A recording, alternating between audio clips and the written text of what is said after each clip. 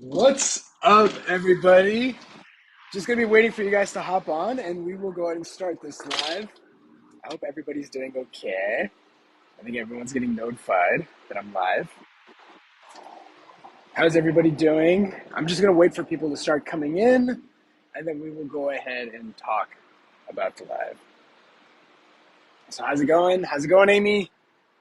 How's it going, everybody? What's up? What's up? Okay, guys. So, what I want you guys to do is I want you guys to tell me right now what are your biggest anxiety symptoms right now. And what I really want to talk about is how to desensitize your nervous system. Now, why am I talking about desensitizing your nervous system? The reason why I'm talking about desensitizing your nervous system is because, see, you might be experiencing anxiety symptoms, palpitations, you might be experiencing dizziness, nausea, vertigo, you may be having intrusive thoughts, you might be having panic attacks. Did I mention digestive issues? Dizziness, feeling weak. You might be experiencing depersonalization, derealization. And you're thinking, I want these symptoms to go away. So you're attacking these symptoms directly, right? So, for example, headaches, dizziness, feelings of falling, exhausted. You're trying to attack the headaches, the dizziness. You're trying to avoid the feeling of falling. You're trying to do things to not feel exhausted. However, if you were like me and I tried everything to make it go away, it doesn't really work, right? And the best thing you can possibly do is maybe just cope. Maybe just manage your symptoms. Yeah? And guys, just to let you guys know, because a lot of this stuff I really break down really deep in my YouTube channel too. Like in TikToks, you might notice I only speak to videos maybe like for 1 to 3 minutes, right? But um, my YouTube channel goes a lot more deeper into this. Now, okay, going back to that, you're trying to fix your symptoms, but that never works. What's up, everybody? What's up? What's up? You haven't missed much. I'm just talking about how to make these symptoms go away, right? And so you're trying to attack these symptoms and it doesn't work. Now, why doesn't it work? A lot of people think, well, their symptoms are just too stubborn. Maybe they're just going to have to deal with it. Maybe this is something, maybe the reason why the symptom hasn't gone away is because you haven't found the right thing, right? But here's actually the answer. The reason why you're experiencing the symptoms has nothing to do with the symptom, but everything to do with your nervous system becoming hypersensitive. And what's happened is that because it's very hypersensitive, you're experiencing really bizarre symptoms. Like, I'm talking bizarre symptoms. I'm curious to ask, how many of you guys fell into the cycle from a panic attack? Who fell in from a panic attack? For me, I fell in from a panic attack. You may have, you may not have. There's no wrong answer here. It doesn't matter. I'm just curious. I think most people that I help fell into this from a panic attack. Now, here's the funny thing. Did you guys know it was a panic attack when that happened? I guarantee you guys did not know. Maybe you guys did, but chances are you probably didn't know. And the fact that it threw you off so badly, it kind of was like almost like a little traumatic in its own way, right? You're just like, what was that? And you kind of deep down know that you could experience that at any point. Yeah, people thought they were going to have a heart attack. No, I thought I was dying. No idea, right? So something happens. So a lot of people think, okay, I get a panic attack comes, panic attack goes away, I'm fine. You go back to baseline, right? That's what people think. They think panic attacks are really short-living, like short-acting. That's true. But after a panic attack, something happens to your nervous system. Can you guys guess what happens after you guys get your very first panic attack? See, the panic attack does end, but something changes. Something changes in your body. You may notice this. You may feel like something was off after you had your very first panic attack, right? What you notice, what you experience, the symptoms that you might experience is the fact that your nervous system has become sensitive. So, just to recap, okay, because it's important to understand this. When people have a panic attack ends, right? Because all panic attacks end. But something happened because you didn't know what was happening, because you panicked, because it just shocked you, and it was so overwhelming that your nervous system became very sensitive. Yeah, it became hypersensitive. Why does that matter? Well, the reason why that matters is what you are experiencing has nothing to do with the symptom, right? You guys are mentioning I struggled with digestive issues, dizziness, the fear of falling, the DPDR, like everything you guys are struggling with. But here's the important thing, and here's how people recover. And here's how I recovered, and here's how everyone recovers. We try to fix the symptoms, it doesn't work. That's why people cope and manage. Because it's like, well, if you can't fix it, cope and manage the symptoms. But there is a way to overcome it. And that is through desensitizing your nervous system. Again, why did your nervous system become sensitive in the first place? Typically, it happens from a panic attack. Or it can happen from a stress, and that panic attack can happen from a stressful situation or not. That's irrelevant. Some people fall into the cycle from smoking weed and having a panic attack. Some people fall in because of a intense family crisis or like a really bad situation, but it's ended. It's done, but their anxiety is still there. So what happened is that event triggered the panic attack. Doesn't really matter. Once that happens, once your nervous system becomes sensitized, that's when you're experiencing all these symptoms. That's where you start experiencing dizziness, nausea, vertigo. These are really bizarre symptoms. And sometimes people are like, oh, it's just anxiety. You're just like, oh, people are like, are you just saying I'm making this up? And a lot of people have a hard time believing it's anxiety because the symptoms are just too bizarre to be anxiety. How are you going to tell me my intense digestive issues is due to anxiety? How are you going to tell me this feeling where nothing is real is just anxiety? It's too weird. It seems too serious to just be anxiety, right? So that's the thing, right? The shortness of breath. All these things that you guys are experiencing, it's all happening because your nervous system is sensitized. Now, you understand the fact that what causes nervous system desensitization. Now, the next question, right, is how do I desensitize my nervous system, right? I'm already seeing it in the comments. What do I do to desensitize? What do I do to desensitize my nervous system? Shaan, just tell me what to do. Okay. So you have to understand, okay? Like, guys, a lot of people just want a quick answer. Just tell me what to do. Here's the problem. If I told you what to do and I didn't help you understand what was happening, you're not going to do it. If you want a really short answer of how to do it, all you have to do is not fight these symptoms, and you'll naturally desensitize, okay? Just don't fight it. If you want a quick answer, that's fine. Don't fight it. Let it be, yeah? But here's the problem. It's not going to work. You're not going to be able to do it. You're going to maybe try to stop fighting it for a couple hours, maybe even a day, maybe two, but then you'll go right back into fighting it, right? Why? Well, how do you desensitize your nervous system? Well, it's important to understand that with the nervous system, what's happening is your nervous system is in what we call a fight or flight response. Can you guys say that? A fight or flight response. Have you guys heard that term, fight or flight? I'll briefly describe it, okay?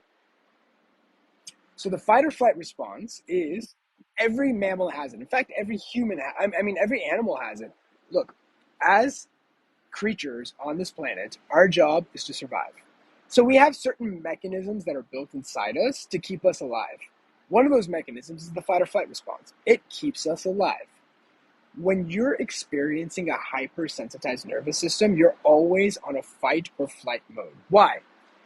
Historically, our biggest threats were predatory or tribal warfare or something like that. So we were very much on alert. We were there to either fight something or flee something, right? So when you guys go into a stress response, that response automatically turns on because it's something that's built in us. So it's like an automatic like kickstart. It's like a quick switch, right?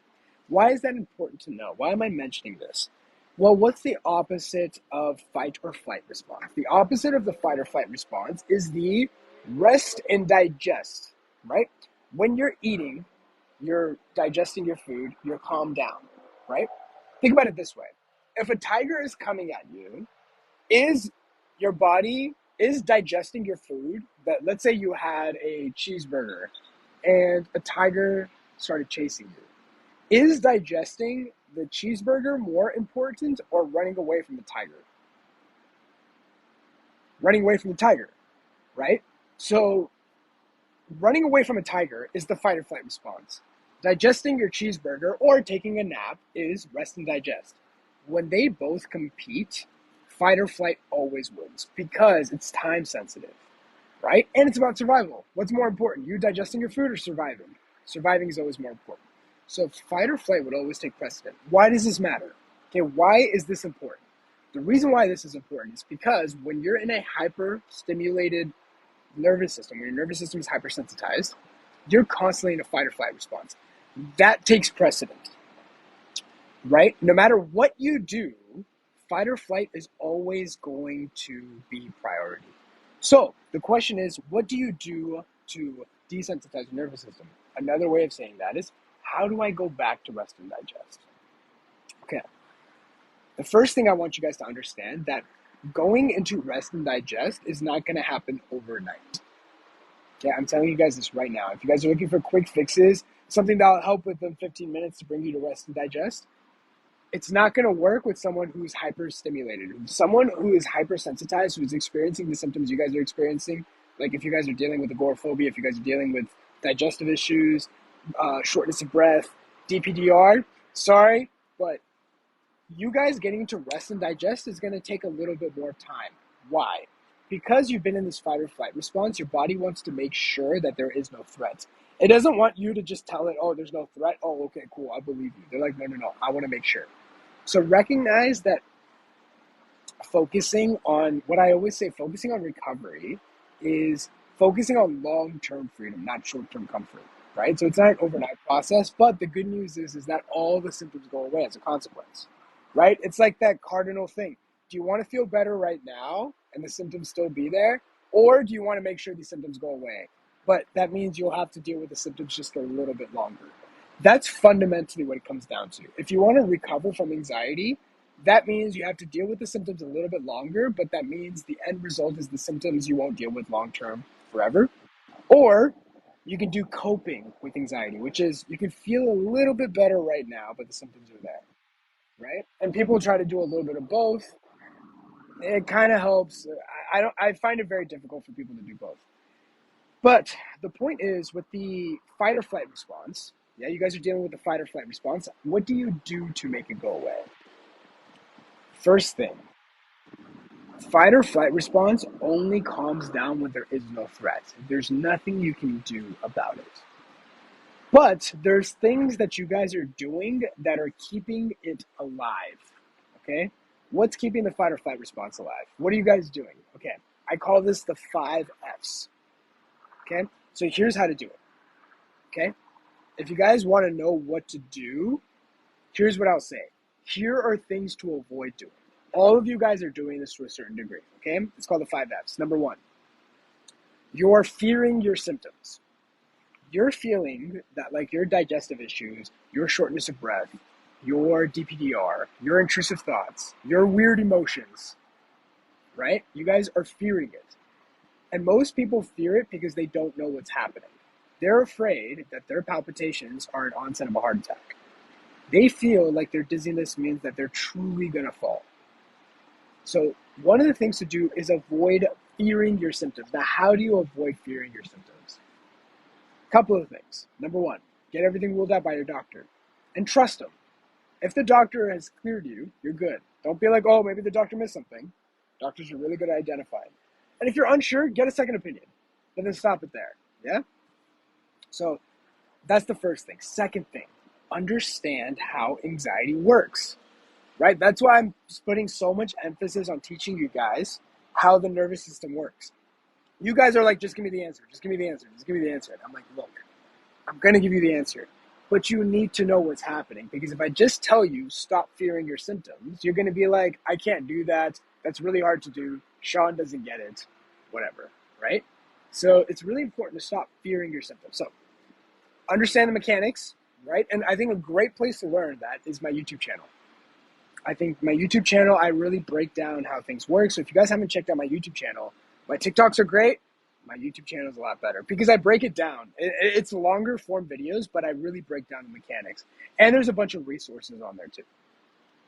And then the second thing is obviously getting everything ruled out by your doctor. So don't fear your symptoms. Okay, that's the first F. The second thing, don't fight your symptoms. You might not be scared of your symptoms, but you're still trying to fight it. Deep down, you're doing things to fight it. If you're about to feel a panic attack, you might be trying to fight it. No, I don't want to feel the panic attack. I don't want it. You might be constantly fighting a panic attack. Or if you have like a really intrusive thought, what if this is me forever? What if I do something crazy? What if I lose control? What if this? What if it's that? You guys are fighting the thought. Don't fight it. Don't fight the thought. How do you avoid fighting a thought or fighting any of these things? Again, the answer is kind of the same. Understand what's happening and recognize that you can't stop a thought. And stop trying to stop the symptom. Let it be there a little bit longer, right? If you guys are still here, that means you guys are focused on recovering from anxiety. And what did I tell you in the beginning? If you're serious about recovering from anxiety, you have to accept that the symptoms are going to be there a little bit longer. But the good news is long-term it'll go away. If you're serious about eliminating the symptoms right now, then you can cope or manage. But I guarantee you guys have already tried that, and you guys see it doesn't really work that well. And it's not long-term, and it's not sustainable. So don't fight your symptoms. 3. So we got fear, fight, fix. Don't try to fix it. Yeah? A lot of you guys are like, should I do breathing technique? Should I try chamomile tea? What about lavender tea? What about massages? What about acupuncture? What about yoga? What about meditation? What about medication? What about supplements? Don't try to fix it. What is there to fix? Your nervous system is sensitized. Give it some time. Right? And so part of not fixing it is not worrying about it too. How many of you guys already in the comments says, yeah, but I worry about this. Yeah, but I worry about that. I find it very interesting that you guys are trying to eliminate anxiety while worrying at the same time. Right? Like it's like you're doing two things at once. You're worrying, and then you guys are surprised the anxiety's there. I get it. I was doing the same thing. I was worried. What if I was really my biggest symptoms were digestive issues. For those that don't know, I was also dealing with really bad panic attacks. I was wearing like a blood pressure cuff because my blood pressure was out of control, and I thought I was having a heart attack. All these different things, and I was always worried about what if it's not? What if it's not? What if it's not anxiety? Right? So you guys can't fix the symptoms. If you guys try to fix the symptoms, that's what keeps it alive. There's nothing to fix. You're healthy. You're not feeling 100%. You're feeling these intense symptoms. That doesn't mean you're sick. That just means your nervous system is sensitized. That's all. But worrying about it is fearing it. It's trying to fix it, right? It's trying to fight it, right? Because if you're worried, you're fighting it, right? So avoid fighting it. So that's the third thing to avoid doing. So the fourth thing, the last two are my favorite actually.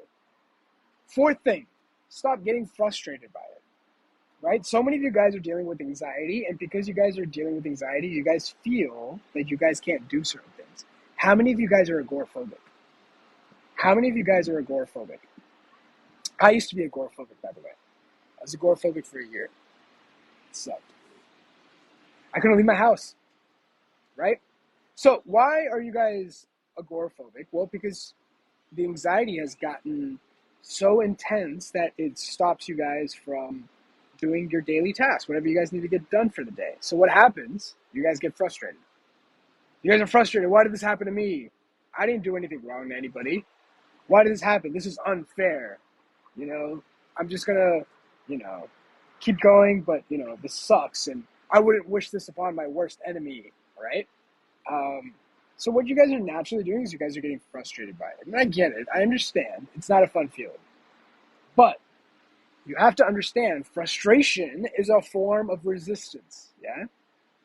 Frustration is a form of resistance. And anytime you're resisting something, you're telling your nervous system there's something to avoid. And if there's something to avoid, your fight or flight response kicks in, right? It doesn't know if you're running away from a feeling or if you're running away from a tiger. It's saying, Shaan's avoiding something. Shaan's avoiding a restaurant. Shaan's avoiding something. Maybe there's a tiger in the restaurant. Fight or flight mode activated. What comes? Dizziness, nausea, digestive issues, brain fog, all these different things, right? Not getting frustrated. One of the things that, as I've helped people recover, that helps with the frustration is understanding how the recovery journey looks like. If people don't understand how the recovery journey looks like, they get frustrated really fast. If I show, recovery is like this, okay? It's like you take 3 steps forward and then 2 steps back. 3 steps forward, 2 steps back. People think sometimes it's just linear. You just do this a couple of times and you're back to living. Doesn't work that way. Take some time. So it's like 3 steps forward, 2 steps back. You're going to be dealing with something called setbacks. You're going to be experiencing more intense anxiety as you're regaining your confidence. So as you're regaining your confidence, let's say you can't go to a restaurant. Now you're going to go to a restaurant. Initially, you're going to be feeling anxiety. Are you okay with that? Again, what are we focused on? Are we focused on coping with the anxiety or focusing on overcoming it and recovering from it? If you're focused on second, well then, you go to the restaurant, you feel the anxiety, but you learn how to respond. How do you respond? You avoid the 4Fs I'm telling you right now, right? So avoid getting frustrated. The other thing I want to mention to you guys, okay, this is going to be a reality check, and I'm sorry if this is going to come off a little harsh. Frustration is not the anxiety's fault. Frustration is not anxiety's fault. Frustration is your doing. You got frustrated. That wasn't anxiety. Anxiety is doing what it thinks is right. You feel like what it's doing is not right, and so you're getting frustrated. A big part about this is taking responsibility of the fact that the frustration is your doing. You chose to get frustrated, right? That's a hard pill to swallow, but and it's something I kind of tell people in my mentorship. I don't typically tell it directly because, it's sometimes, it's like you guys are going through a really hard time, and like I want to be sensitive to that, and it's I need to tell you guys what you guys need to hear at the right time. And so, but if you guys can, if you guys are really focused on this, I hope you guys take this more of like constructive feedback. Getting frustrated. The last one, my favorite. Don't focus on the symptoms. Oh, that is tough to do for you guys. Why is that hard? Why is it so hard for you guys not to focus on your symptoms? Well, let me teach you guys something about how focus works. Okay. We have reality, right? Like I'm out here, I'm outside, right? I'm talking to you guys. I can see downtown, but I'm also talking to you guys. My focus is on you. How focus works is whatever you put your focus on grows. So for me, right now, my attention is 100% on this live. So this live is the most important thing. I'm not noticing anything that's happening downtown. I don't know. I don't notice anything. Like there could be a drone over here. There could be like maybe a helicopter somewhere. There's birds. I'm not really paying attention because my focus is here. What happens is when people start experiencing symptoms and they don't know what's happening is that they naturally focus on it. Why do you focus on it? Well, if you can focus on it, well, then maybe you can fix it. Here's the problem. Anytime you focus on something, it grows. Have you guys ever bought a car and then the second you guys drive it off the lot, you guys see other people with the same car and you're like, what the hell? Why is everyone copying me? They weren't copying you. The cars were always there. Your focus is now on the cars because you have the same car. So why is that important? What happens is that your anxiety symptoms are really intense. I agree. The dizziness, the nausea, the vertigo, the panic attack, all that is really, really, really, really intense. But it's more intense than normal too because you've been so focused on it. Now something interesting has happened, okay? What has happened is now that you've been focusing on it, you've developed a habit of focusing on it. So how do you recover? How do you desensitize your nervous system? You have to recognize that what's keeping you sensitized has a lot to do with the habits you've created too. So part of recovery is about unlearning certain habits. Again, habits are not overnight. You can't fix them overnight. So it takes time. That's why we always say focus on long-term freedom. So you're very focused on it. So what do? Recognize it's there, acknowledge, okay, anxiety, you're here. I'm having trouble concentrating. Okay, cool. I'm just going to do whatever I need to get done. Whether that's working, whether that's going outside, whether that's enjoying the view of downtown, whatever it is, that's what I'm going to focus on, right? But what most people do, oh my God, I'm feeling digestive issues now that I'm in the grocery store. What do I do? Oh my God. And then you focus more and more on it, and then it grows. So these are the 5 things to avoid. Now, if you don't want to look at it this way, if this is too complicated for you, there's a simpler way. How do you desensitize your nervous system? It's what I said in the very beginning. You let it be. You let the symptoms be there. You accept them to be there. You allow them to be there. Yeah? Now, does it make sense? Now, when I tell you guys allow your symptoms, to give you guys a little bit more understanding, would you guys be maybe a little bit more compliant from me saying now allow it? As opposed to, Shaan, what do? Allow your symptoms. Oh, that's so hard to do. I can't do that. That's not going to work. Ugh. Do you see what I'm saying? So it's very important for you guys to understand what's happening. It's such a big part. So much of recovery is knowledge. What is that quote? Knowledge dispels fear, right? And what's anxiety? It's fear. It's weird. It's fear of the symptoms, but what's fueling the symptoms is the fear. See, you guys think it's the symptom that's scaring you. That's true. But what's keeping the symptom alive is your fear. Right? Now, why is your fear fueling the symptom? Because you're sensitized. You guys may have been fearing other things in your life before this happened, and it wasn't a big deal. But at that time, you weren't sensitized, so your nervous system could handle it. This time, your nervous system is tired, it's exhausted, it's battered. So it's very sensitive. So any small fear, any small worry triggers it. You guys see what I'm saying? So I hope this helps. I hope you guys really understand a little bit more about how to desensitize your nervous system. I don't want to talk too much here because there's a lot to say. And I don't want to overwhelm you guys. What I recommend, if you guys want to learn more, okay, there's a few resources, yeah? You guys can check out my YouTube channel. That's more a long form. You guys also hear from other people that have recovered. Number two, I also have a free book. It's free for now. I will probably charge for it in the future, but right now it's free. The link is in my bio. If you guys want, whatever I've told you guys, I break it down even further in the book. So if you guys are like, oh, I wish I would have taken notes, download the book. The book will really help you guys focus on overcoming this, okay? And you guys can keep the book. It's free. It's an ebook. You guys get it in your mailbox in a couple of minutes. Third thing you guys can do, besides the free book, the YouTube channel, I also have a Facebook group where I'm putting like more exclusive content. I'm also doing like more of these lives and stuff in that Facebook group. That's really helpful. And if you guys really want, you guys can follow me on Instagram. I'm also posting a lot of content there. That's like my more daily content. Like if you guys like want like quick tips, quick fixes, you guys can check that out. Yeah, we'll keep it on there. Okay, so just to recap, how do you desensitize your nervous system? You don't do anything. All you do is let it be, right? Letting it be is not a doing. Another way of looking at that is avoiding the 5 Fs, right? Fixing, fearing, fighting, focusing, getting frustrated. Avoid these 5 Fs. If you can do that, there's not anything you need to do. Just avoid doing those things. Does your nervous system desensitize overnight? No.